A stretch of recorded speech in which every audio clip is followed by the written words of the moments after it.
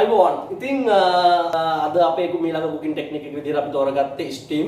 ඉතින් ස්ටීම් කරනවා කියන්නේ ඉතින් හුමාලෙන් තම්බ ගන්නවා කියන එක, හුමාලෙන් කුක් කර ගන්නවා කියන එක වාෂ්ප තමයි පාවිච්චි කරන්නේ.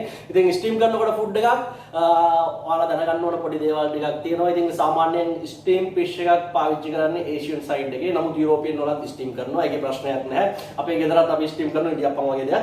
ඉතින් ඒ කොහොම වුණත් අපි ස්ටීම් කරනකොට අපි सामान्य ෆිෂ් එකක් හෝල් ෆිෂ් එකක් ගන්න පුළුවන්, සම්පූර්ණ මාළු එකක් ගන්න පුළුවන්. ඊට අමතරව මම ඔයාලට කලින් කියලා දුන්නා වගේ ෆිෂ් එකක් පිලට් කරලා මේ විදිහට වත් කපාගෙන හරි මීට වැඩි ලොකුවට කපාගෙන හරි වයිට් ෆිෂ් එකක් ඔයාලට පාවිච්චි කරන්න පුළුවන්.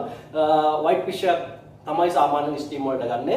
ඊට අමතරව ඔයාලට අනිත් ෆිෂ් එකක් උනත් පාවිච්චි කරන්න පුළුවන්. ඒකේ ප්‍රශ්නයක් නැහැ. නමුත් ස්ටීම් කරනකොට ඉතින් මේ කෑම එක හුඟක් හෙල්ති, හුඟක් වෙලාවක් යන්නේ ඔයාලට ගෙදරදී පහසුවෙන් ලේසියට ඉක්මනට හදා ගන්න පුළුවන් කෑමක් මේක.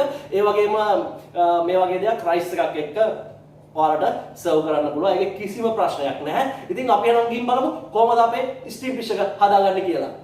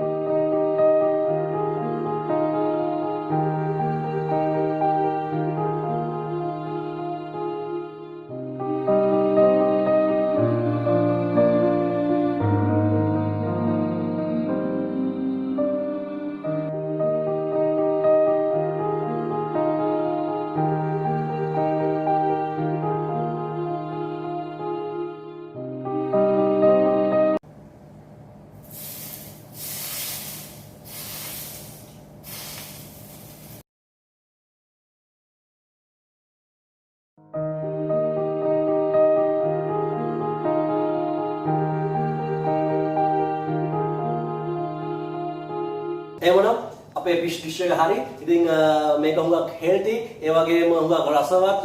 ඔයාලට ඕන කෙනෙකුට කන්න පුළුවන්. මාළු ඕන කෙනෙකුට, පොඩි කෙනෙකුට ඉතින් ගෙදර ඔයාලගේ ස්පෙෂල් ඩිනර් එකක් වගේ දෙද්දි මේ වගේ දෙයක් සර්ව් කරන්න පුළුවන්. රයිස් එකකුත් එක්ක. ඉතින් ඔයාලා බොරුවට චයිනීස් වලට සල්ලි වියදම් කරනවා. එතකොට ඒ තායි වලට සල්ලි වියදම් කරනවට වැඩිය ගෙදරදී ඔයාලට මේක පහසුවෙන් හදාගන්න පුළුවන්. ඔයාලට ගෙදරදී ගන්න පුළුවන් ඔක්කොම ඉන්ග්‍රීඩියන්ට්ස් මම මෙතන පාවිච්චි කරලා තියෙන්නේ. ඉතින් අපි බලමු කොහොමද මේකේ රස දැන් කියලා. ඉතින්